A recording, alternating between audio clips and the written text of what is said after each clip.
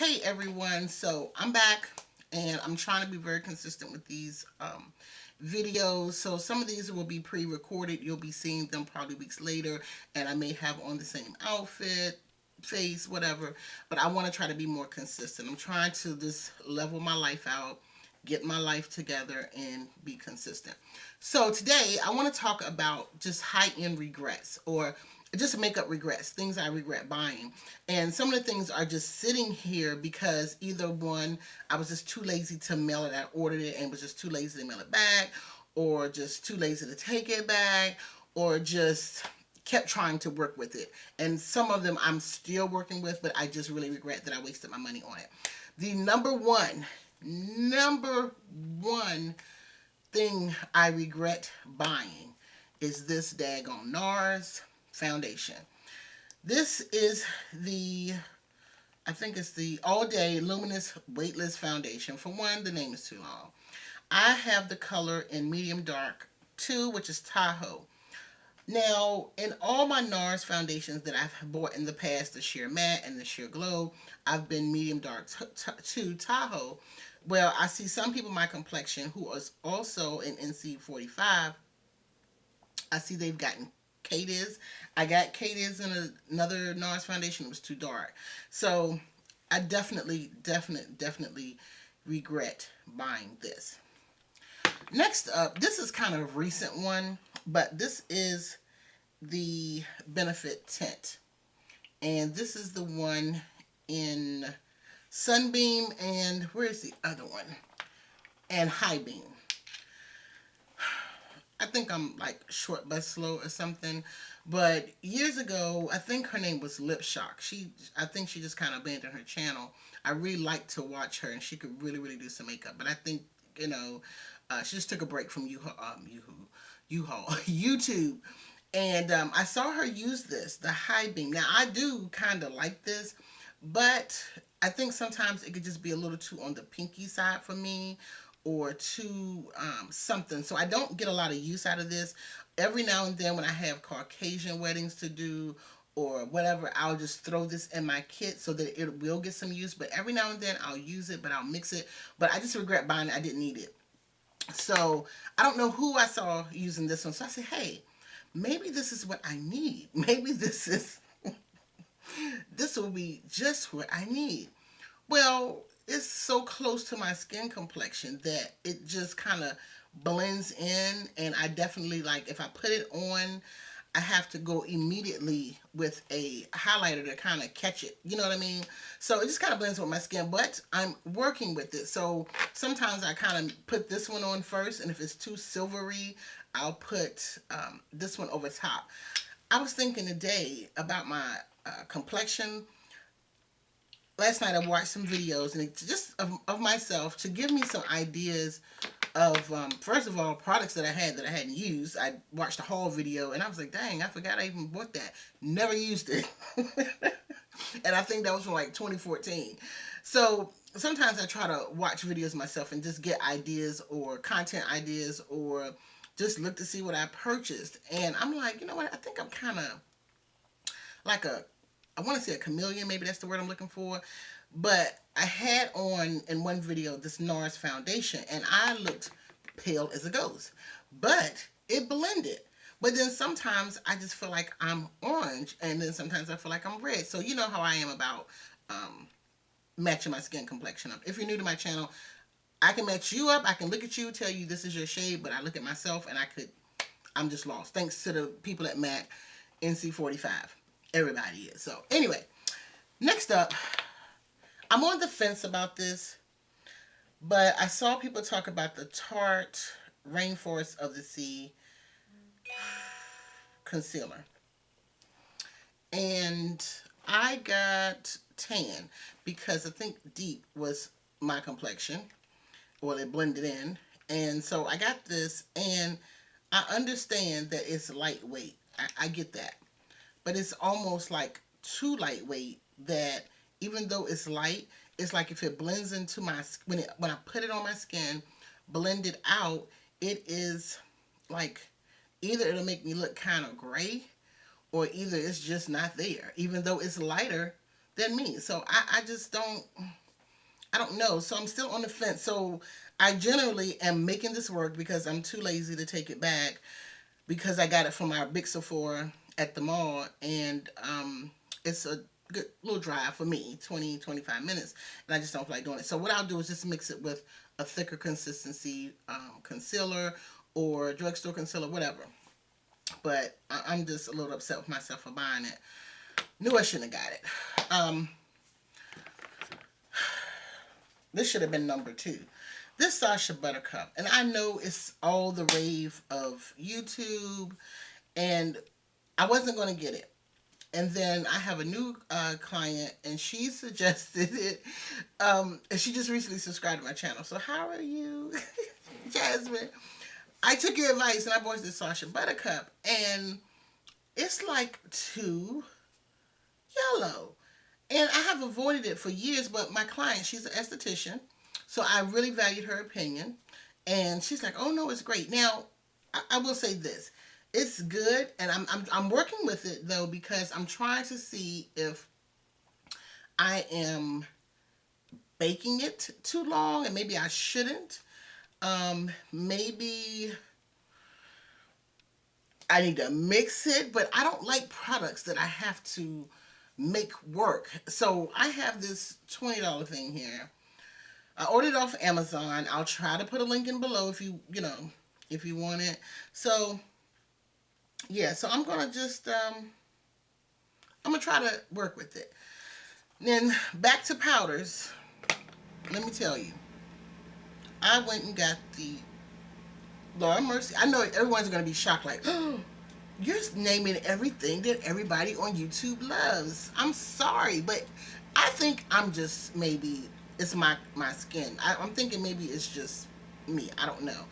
But I got the translucent Laura Mercier powder. Now, I regret it, but then again, I really don't, because something told me. I said, oh, everybody loves this. I said, everybody loves this translucent powder. Now, I had the, I think it's the Under Eye Brightener by Laura Mercier, translucent, loved it. I mean, I went through that stuff like water, and I kept saying I was going to get another one. Well, everyone started talking about this translucent, how good it was, and I was seeing it, lighten up people's eyes, and it's supposed to get rid of fine lines, and whoop, whoop, whoop, whoop, whoop. Didn't happen for me. First off, okay, I might have been a little heavy-handed with it, I can say that, and when I would press it in with my beauty blender, a little bit, like, even just closest up to my eyes I could, one day my eyes was just burning. I mean, like, after I had said everything, I'm like, what in the world? I'm blinking, I get to work, half my eye makeup is gone, the set is gone, because I'm tearing. And I did take it and put it over top as well to set my concealer to blend my shadows. So I said, hold on. It has to be this, because this is the only new thing that I'm using near my eye. So after that, I took it and I just brought it down a little further. Didn't put it up here, just brought it a little further. No problem. But I feel like it breaks up on me. I just feel like it doesn't do for me what it's doing for other people. And that's the thing I really try to tell my clients when they're looking at YouTube hair videos and makeup videos. You have to see somebody wear something later, what it looks like later.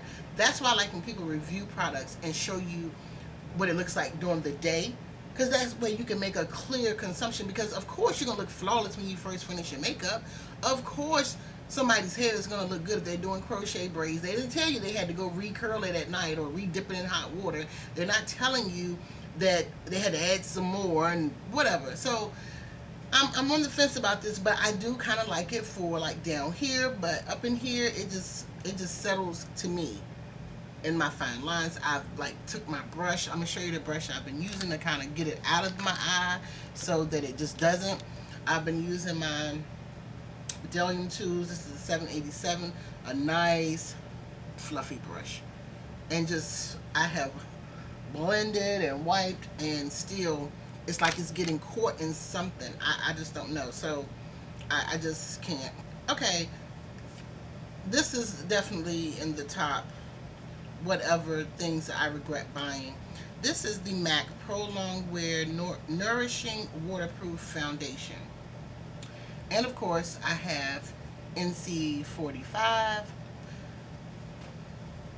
don't, I just didn't get it. I just did not get the hype. Let me tell you, I got this last year when I went to the makeup show. And me and my girlfriend, we were just walking around the city. And I wanted to go to the Pro Store, the MAC Pro Store, because I couldn't really get in the line at the show. Of course, they didn't have these. So I wanted this because I just like, oh, I got to try this. This has got to be like, so I thought this would be like this because I use this on brides to help their makeup last long. I even use it on bridesmaids sometime. I haven't used it in a while. I've been trying my other stuff. But I love this stuff for full face, full coverage. So it had like the same smell. So I said, this got to be a bigger version of this. Mm-mm. This sucker breaks up too.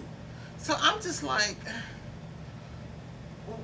and I want to again. I can say maybe it's me, but I've even used it like after I've exfoliated. I don't know. It's just settling, and I don't think I have wrinkles. Like I wrinkle my forehead a lot. You all will see that, so I'll get a dent there. Okay, cool. But here, it just breaks up. Like right across here is where all these other cheap makeup is breaking up, and this is just like over my nose. It was gone. I mean, gone. And I'm like, this is supposed to be long wear, gone. But when I used it as a concealer and set it, it was there. So I said, well, maybe I should use it as a concealer. So I just might do that. I might use it as a concealer. But Studio Sculpt. And this is funny because this is my second time buying. Like I said, I think I'm short bus slow. I had bought this years ago when I first started freelancing, and someone was using these and they said, oh, these are good, to use. I used it on this lady, Caucasian lady, not this particular one, but another one. And it broke up on her face. But now I think about it, it probably was her skin. So then again, this may be a skin situation that I'm having. But someone said take this and I think mix it with the face and body, and it's like perfect. And I did that one time and it was fine. But it's like a waste of money, and I regret buying it because I can't wear it by itself. In my opinion, I can't wear it by itself, and I just don't get enough use out of it. So I just kind of regret buying it. It's not bad, but I just kind of regret buying it. And I just have so many foundations. So it's just, once again, some money I just could have kind of kept in my pocket. Okay, these are the last two things. Another Laura Mercier product. This is the Candlelight Mineral Illuminating Powder. I thought this was an under eye setter. I mean, it's not bad. I just put a lot on, but I don't use it.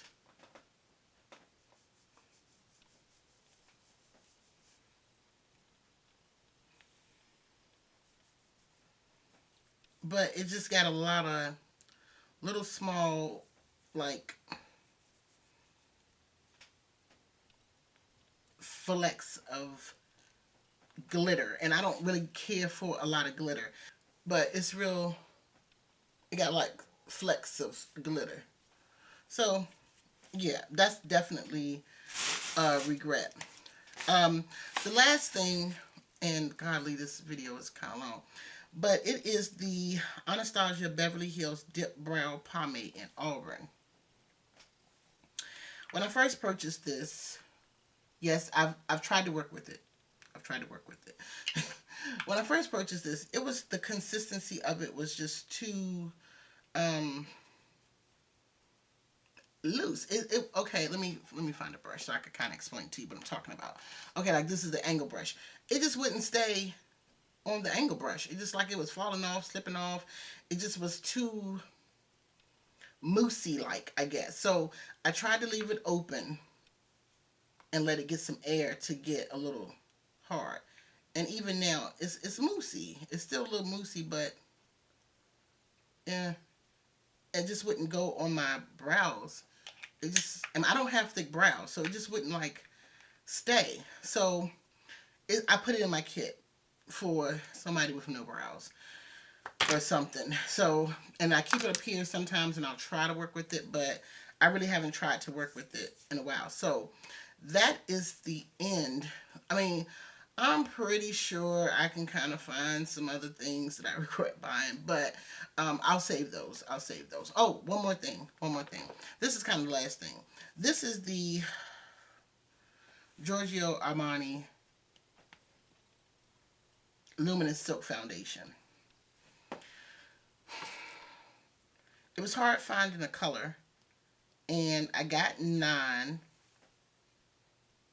Yeah, I got nine, and it's okay, but it's more of a, I don't even know whether to say my winter complexion or what. I like it, but it's like really luminous. Like I have oily combination skin. In the winter, I have dry. I've tried to wear this in the winter, and it still collects oil through my T-zone, even with a good set. So, and then it looks almost artificial. Like I have a filter, a real life filter on my face, and I like for my foundation to kind of look like skin or be a little flawless, but not necessarily matte. I love dewy foundations, but I can't figure out what it is. But I think I just get oily through here, through the T-zone, and it's just like too, and it slides.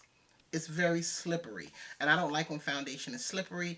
I like to put it on, press it in. I want it to stay in place, set it, and go. I don't want it to, this doesn't break up, it just slides. So that is it. That is the end of my regrets. So thank you all so much for watching, and I will see you soon, and I'll see you in the next video. Bye.